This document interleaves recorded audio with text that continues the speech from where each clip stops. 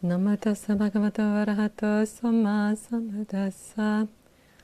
Homage to the blissful one, the worthy one, the fully enlightened one.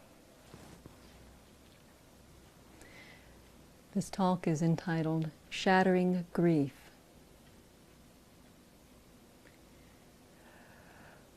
There were 4 signs that raised urgency in Prince Siddhartha that caused him to go out to try to find a way to solve the problems of life. He saw an aging man. That's one sign.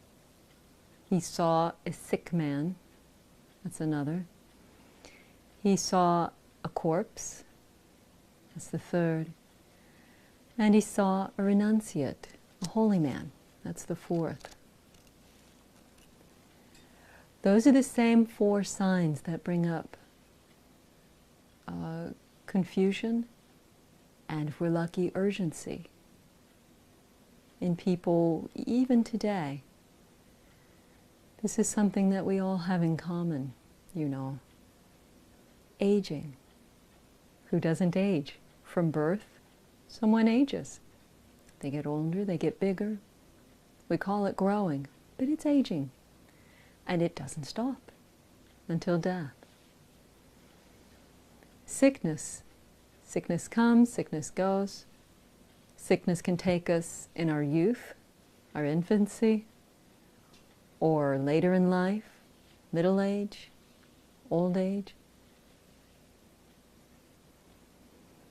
And sickness can bring on death, perhaps at any time. And death doesn't even have to wait for sickness. Death can come any time. I knew a woman who was getting treatment for metastasized cancer, metastasized breast cancer, and her coworker felt so sorry for her. And then the coworker, who was almost gushing with how much sorrow she felt for the one who was sick, tripped on her cat and fell on a sharp corner of an end table. She called 911, getting help, and told them what had happened, but she had hemorrhaged to death by the time the rescuers came. You don't know. You may think that this other person has so little time and you have all the time in the world, but don't pride yourself on that. Remember, you really don't know.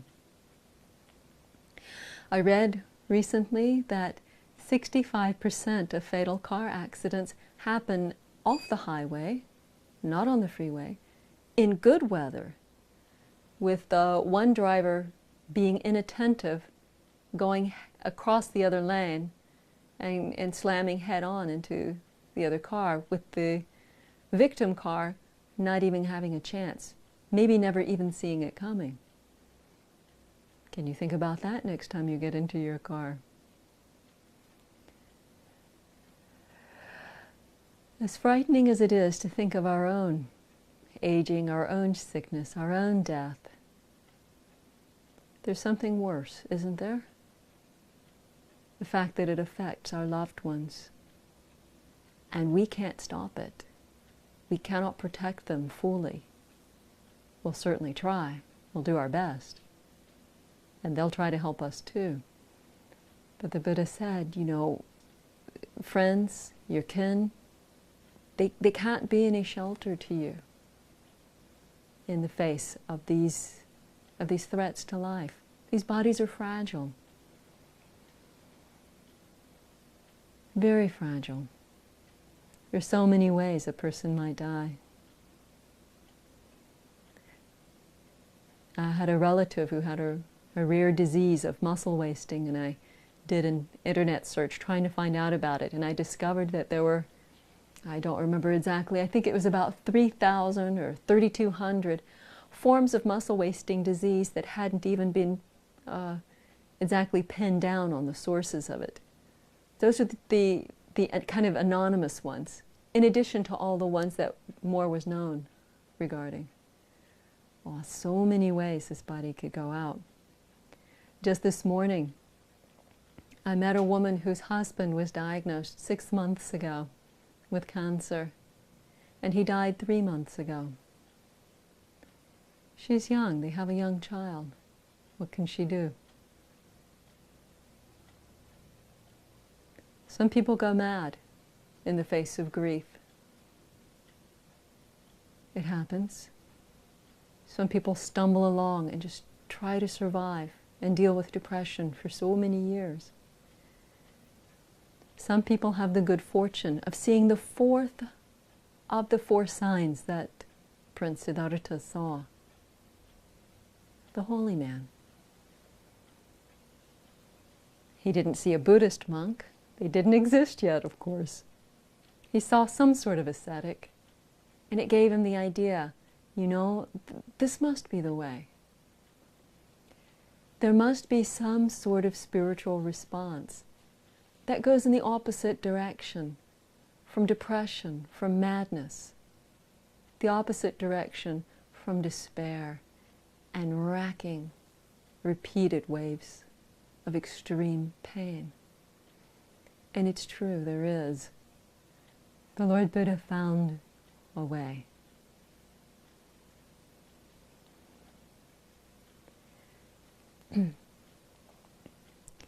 Some poetry was recorded, put together by the earliest nuns who studied under the Lord Buddha, of the ones who became fully enlightened. I want to make you aware of this book because it's, I find it extremely inspiring. This is poems of the early Buddhist nuns. This particular version is through Polytext Society, PTS, translated by Mrs. Rees-Davids, with another translation in the back by Ken Norman, and also with the commentarial stories. And this is available through Pariyatti Book Service that you can find online. There seems to have been quite a sisterhood of women who found a way out of their grief and ended up becoming bhikkhunis. Now, surely others also found a way out of their grief without ordaining, but we don't have their poetry. Don't have their poetry here. But I found so many poems by the nuns recounting how they went through extreme, extraordinary grief and then overcame it using the teachings of the Buddha. And I'm thinking in terms of loss of a loved one, but there are other forms of grief too. For example, there's a poem in here of a woman who was rejected by her husband for no reason, none that she could see. It was her old karma from past lives, something quite awful she had done that led to it. But that's neither here nor there when you're in the middle of the pain. You can just sort of assume there must be some sort of reason to it if you find comfort in that. But aside from that, it's more important to be in the present moment and see what you can do with your situation. That woman who was rejected by her husband was married off a second time, and that husband also rejected her for no reason that could be seen. Told her that she was odious to him. And then she was married off a third time to a beggar. They pulled off the street just trying to find any man who would take her. She was beautiful. She worked like a slave for her husband. He couldn't stand her for more than 2 weeks. She was utterly humiliated and thought she would rather die than go on with life. And then she met a nun and she became a bhikkhuni. And she found a way to put down her burden of pain and despair.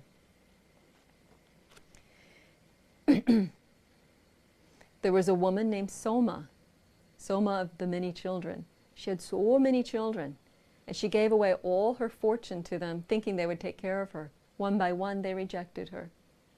She became a nun, and she applied herself, thinking, life may be short, let me practice the meditation with a lot of urgency.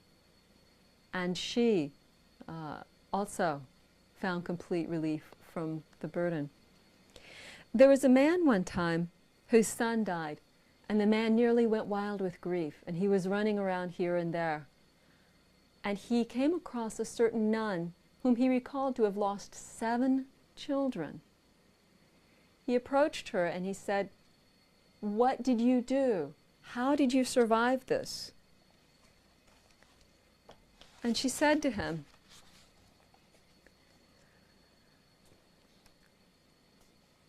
that she doesn't mourn anymore. And he said, "How?" And she said that she understands that in this round of rebirths, she has lost so many children. These are not the only children she has ever lost. Many hundreds of sons and hundreds of groups of relatives of mine and yours we have seen destroyed in the charnel grounds, Brahman. Knowing the escape from birth and death, I do not grieve or lament, nor do I any more mourn. He was amazed. He said, "How did you learn this?" So she told him about the Buddha. He went there immediately, ordained, and in 3 days he had become fully enlightened. He sent his charioteer home with the news. His wife rejoiced, and she said, "Charioteer, take this great reward for this good news." He said, "No, I'm going to go ordain also." She turned to her daughter. She said, "Our great wealth is yours." She said, "I'm grieving for my brother. I also will go forth."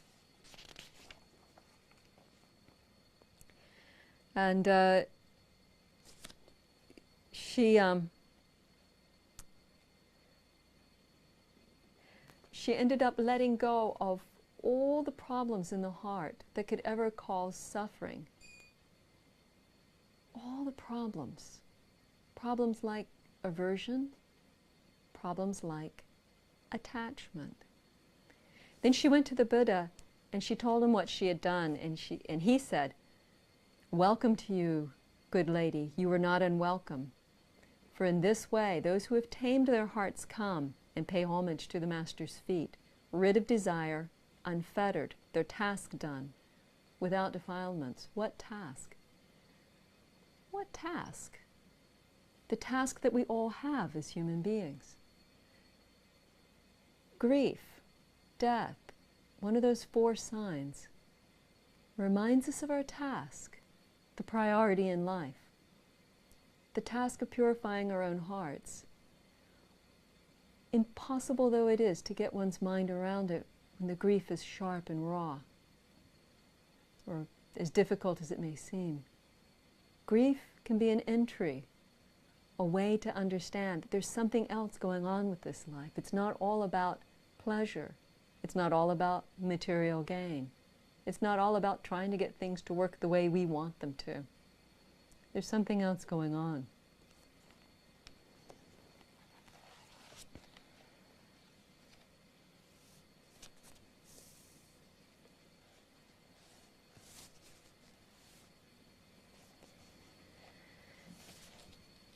One of the most remarkable stories of great grief is regarding Patachara. Patachara was raised in a very wealthy family. She wasn't a princess, but she was quite like a princess. Very sheltered. She had no idea what was out there on the outside. She was a bit willful. She just wanted what she wanted. And she wanted the pleasures that were right there at her hand, right there with the serving fellow. She ran off with him. No idea what the life was like outside the walls of her mansion. And she suffered a lot as this poor man's wife. And when it was time for her to give birth to their first child, she realized he was never going to take her home. He was too afraid of her parents. She went out on the road by herself. He found her, raced after her when he learned she had gone. Found her on the road. She gave birth right there by the side of the road. And then they went home. The second time, when she was about to give birth, again she wanted to go home, thinking, my parents can't reject me when I'm in this condition. And with the baby with her, again realizing her husband wasn't going to take her, she set out on the road. This time, some really old bad karma caught up with her. A great storm broke on her as her husband caught up with her. He went to make a shelter, and as he was making the shelter, he pulled a stick out of an ant's nest, an anthill. A snake came out and bit him, and he died on the spot. She spent a long, miserable night wondering why her husband never returned. And she said to the baby, to the toddler, your father has abandoned us. In the course of that night, she had given birth, and she crouched there in the misery of the rain, wondering where he was. Weak, tired. Then she picked up both babies, the toddler and the little one, went looking for him and found him dead. And she mourned, because of her, this good man was dead.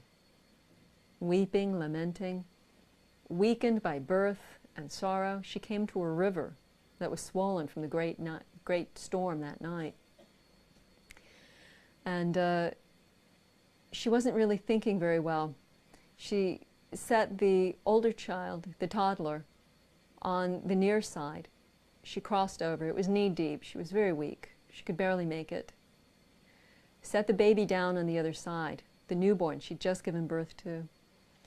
Then made her way back. When she was midway, she kept looking back. She felt something was wrong. A hawk came, swept down, and flew away with the baby. She screamed! She screamed and cried and waved her hands, trying to scare away the hawk. He didn't care. She was too far away. And the baby was gone. Meanwhile, her toddler, seeing Mommy wave her hands and cry out, tried to walk towards her into the river. And the fast river swept him away. And there was nothing she could do. He was gone. Shaken, shocked. What could she do but keep going toward her family home, looking forward to comfort, looking forward to seeing her family after so long. The warm, safe walls of the mansion where she had grown up. As she went towards the city, she asked a stranger, "Tell me about the family, the great, such and such family of this city." And actually, it was the treasurer's family of that city. And the man said, "Oh, ask me about anyone but that family." She said, "This is the family I want to know about, and no other. Do you tell me? Tell me about the family, how they're doing." He said, "Well, ma'am, you see that fire up there, that smoke?" He said, the roof caved in from the weight of the water or the wind of the storm. It caved in. Everyone in there is dead.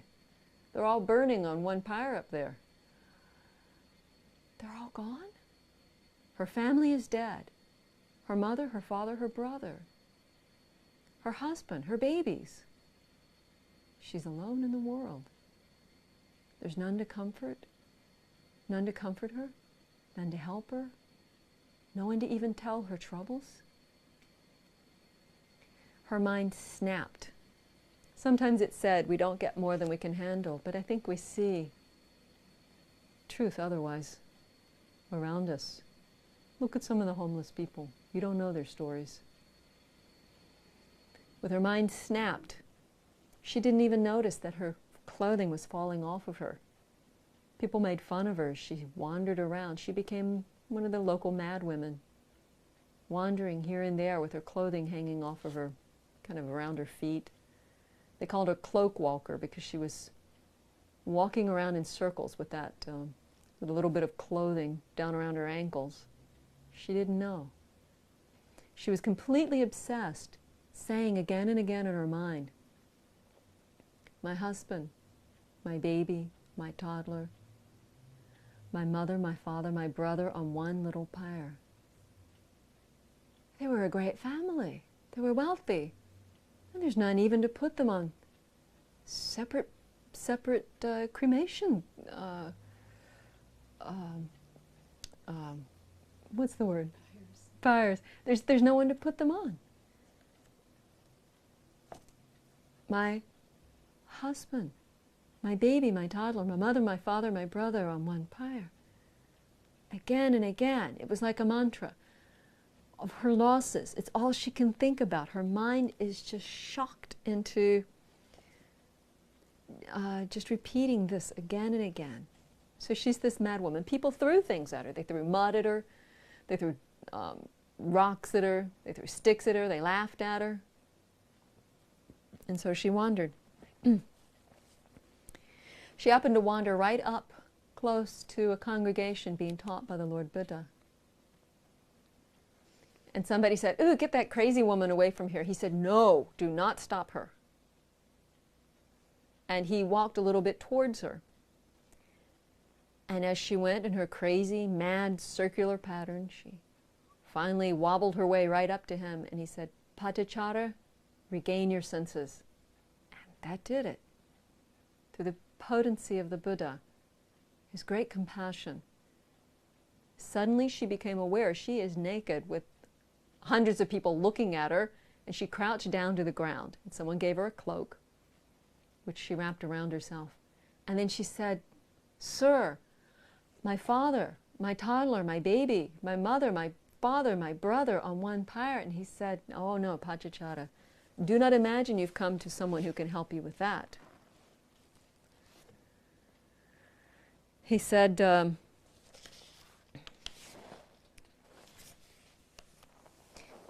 "Patichara, just as you're shedding tears now because of the death of these kin, you've been shedding tears life after life." So he caused her to understand it's not just now that this has happened to her.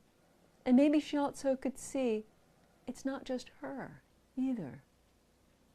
This is the human condition. He said that because of you've shed so many tears from the death of children and other kinfolk, that it's more water that's come out of your eyes than all the water in all the oceans. Then he said a poem, "Less are the waters of the ocean for," I'm sorry, this is kind of a old-time language translation. "Less are the waters of the ocean for than all the waste of waters shed in tears by heart of man who mourns touched by ill suffering. Why waste thy life brooding in bitter woe?" So when she got it that she can't be saved of her grief in that direction, like nobody's going to fix that problem, she was able to let it go a little bit. Her load was a little bit lighter. And he said, "Look, Patichara, you can't shelter your kinfolk from death. No one can." He said, "Therefore, let one who is wise purify his own conduct and accomplish the path that leads to the pure heart that no longer suffers." He said, "Sons are no shelter, nor father, nor any kinsfolk overtaken by death. For you, blood connection is no refuge. Discerning this truth, the wise man, well ordered by virtue, swiftly makes clear the road leading on to Nibbana." With that, she attained the first stage of enlightenment. She became a nun. And she worked at practicing to purify the heart, meditating, being mindful, studying how everything is impermanent. Nothing is worth really hanging on to. We just have concepts of things and we grab on. But the reality is, it's all changing experience. All of it, all the time. Sometimes I like to say that anything you think is a noun is really just an experience. And where there are nouns in your mind, there's some bit of delusion about what's really there. One day she poured water on her feet and noticed the water went a little way, and it caught her attention. She poured it again and it went a little further. A third time she poured it and it went further still. And she thought, it's just like that. Some beings die in their infancy, like my babies. Some in their middle age, like my brother. Some in their older age, like my parents. But they all die. And the Buddha picked up on it with his psychic vision, and he said, "Yes, Patichara." He came to her in a psychic vision, saying, "Yes, Patichara, it's like that." And then he added that one who, if you can see that everything is impermanent, if you can see that in one day, it's better to have lived just that one day than to live 100 years without seeing it. That man who, living for 100 years, beholdeth never how things rise and fall, had better live no longer than one day, so in that day he sees the flux of things. So when he had finished speaking, she was fully enlightened.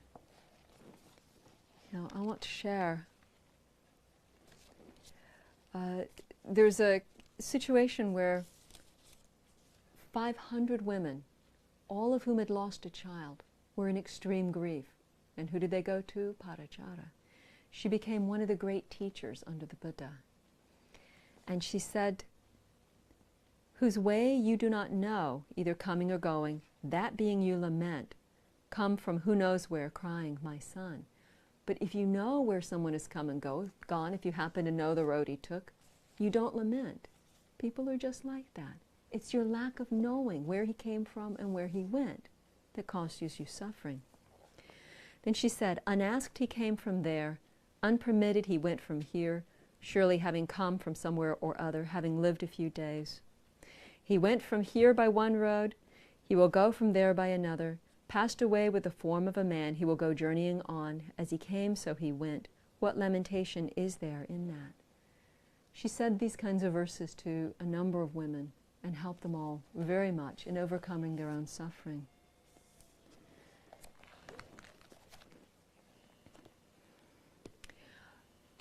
Different people have different wake-up calls. For me, actually, it was cancer that caused me to realize the urgency of spiritual practice. Don't you have to wait for the wake-up call. Turn your mind to practice what you know to be true right now. Turning your heart towards the spiritual practices that can lead you into greater and greater happiness, no matter what happens.